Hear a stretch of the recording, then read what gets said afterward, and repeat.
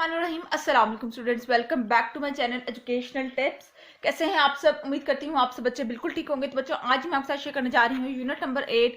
और unit number 8 है जी हमारे पास अर्थ weather and climate.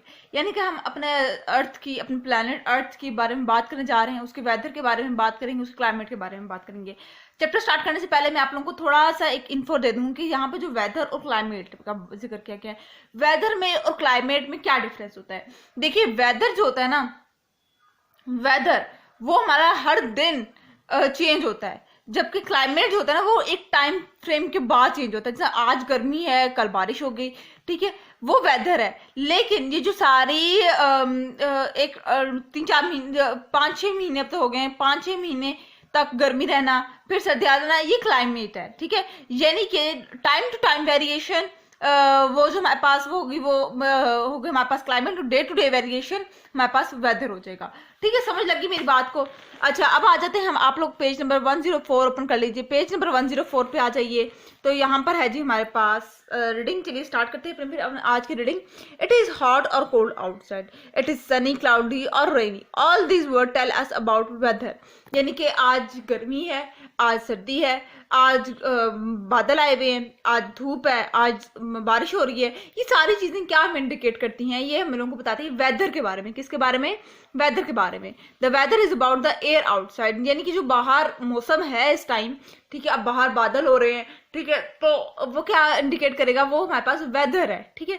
Weather is about the day to day state of the atmosphere and its short term variation, यानी कि ये हर दिन जो हमारा जो मौसम होगा हर दिन के लिहाज से, ठीक है, गर्मियों में बारिश हो रही है, धूप निकल रही है, बादल हो रहे हैं, ये सारी चीजें जो है ये वेदर है, ठीक है।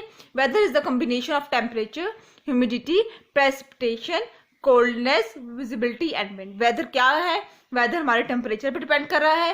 ह्यूमिडिटी कहते हैं नमी, हमारे एटमॉस्फेयर में कितनी नमी है। प्रेसिपिटेशन, कोल्डनेस, कितनी ठंडक है, हवा ठंडी है, गर्म है। विजिबिलिटी, और जो हम लोग महसूस कर रहे हैं वो, और विंड, हवा का चलना, ये सारी चीजें क्या हैं? ये वेदर के अंदर आ जाती हैं, ठीक है। Climate is the average weather condition of a place, जो एक जगह पर जो वेदर चल रहा है, ठीक है, वो क्लाइमेट है, ठीक है। अब गर्मियों का मौसम है, अब सर्दियों का मौसम है, ये चीजें जो है ना ये क्लाइमेट के अंदर आ जाता है। Climate indicates average temperature and rainfall, ये हमारे पास टेम्परेचर को बताता है कि इस टाइम एक पूरे मंथ में टेम्परेचर क्या रहा, गर्म रहा, ठीक है, यानी कि गर्मी रही, इस इलाके में गर्मी थी, ठीक है। Therefore, the climate of Antarctica is quite different from the climate of a tropical island. इस वजह से अंटार्कटिका का जो क्लाइमेट है ना वो थोड़ा सा डिफरेंट है बाकी जगहों से। क्यों? क्योंकि वहां पे हर टाइम सर्दी रहती है। Coastal areas are cooler in summer, coastal areas जितने भी हैं वो गर्मियों में भी ठंडे रहते हैं, एंड वार्मर इन विंटर, और गर्म होते हैं हमारे सर्दियों में। यानी कि जब हमारे पास गर्मियां होती है उधर सर्दी होती है, और जब हमारे पास इधर सर्दी होती है तो उधर गर्मी होती है, ठीक है। अच्छा, compared to place island inland, अब ये यानी कि अगर हम लोग कोस्टल एरियाज को एज कम्पेयर टू अपनी लैंड के देखें तो वो थोड़ा सा उनका ऑपोजिट सिस्टम होता है, ठीक है। Coastal areas have a mild temperature than places farther inland, यानी कि उनका माइल्ड सा टेम्परेचर होता है, थोड़ा सा डिफरेंट होता है temperature.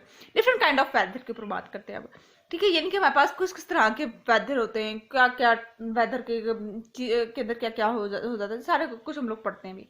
Weather is different at different places, weather हर जगह डिफरेंट होता है, ठीक है। It is determined by various factors such as amount of sunlight, air, water at a place. अब देखिए, पहाड़ी इलाकों का वेदर कोई और होगा, निचले पंजाब का वेदर कोई और होगा, ठीक है। ये मतलब ये हर जगह के लिहाज से वेरी करता है। The sun determines the weather of a place by causing change in season, wind and humidity.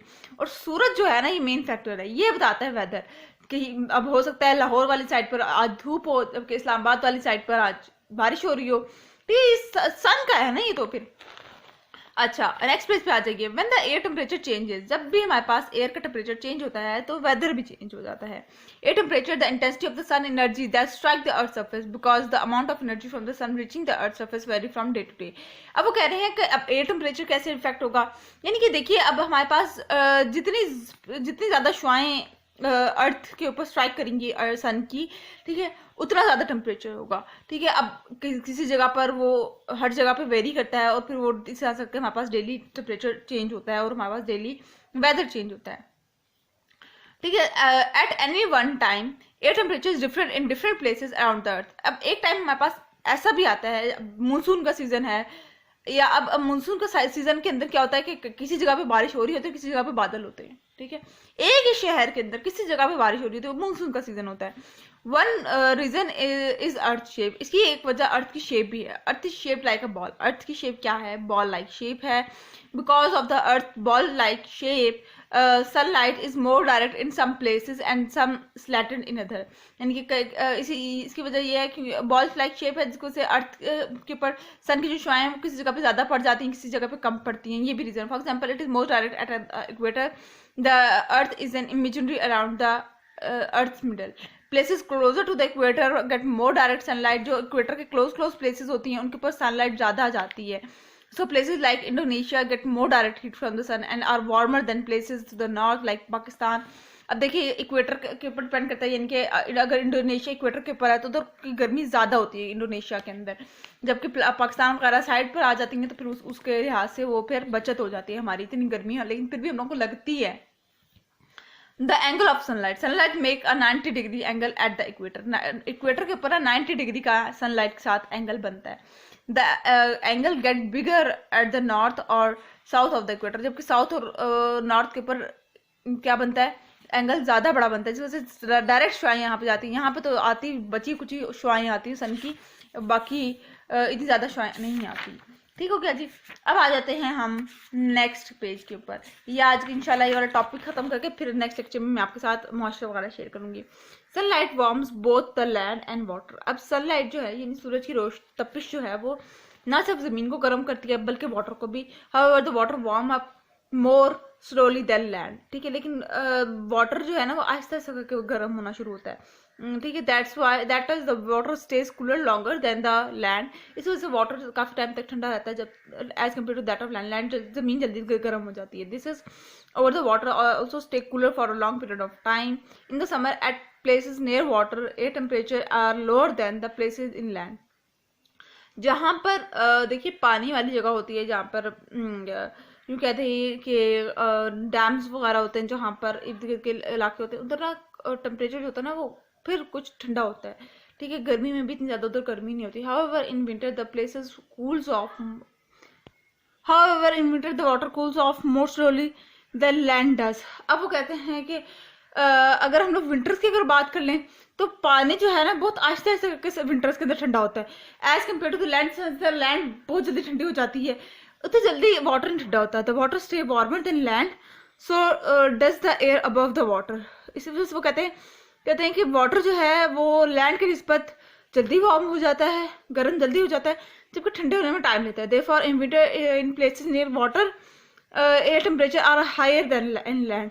जैसे विंटर के अंदर जो पानी के इर्द गिर्द जो प्लेसेस होती हैं वो थोड़ा सा बस यूँ कहते हैं उधर सर्दी ज्यादा पड़ती है, क्योंकि उनकी जमीन तो गर्म ठंडी होती है क्योंकि पानी गर्म होता है। ठीक है जी।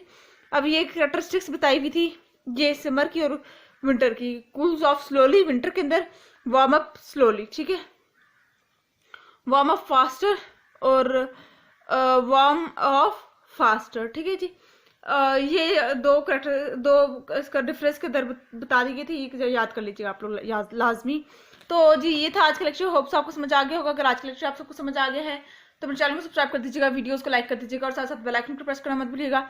इससे जी मेरी आने वाली हर लेटेस्ट सबसे पहले आप तक पहुंचेगी। मिलती हूँ किसी वीडियो में। दुआ में याद रखिएगा, अपना ख्याल रखिएगा। अल्लाह हाफिज।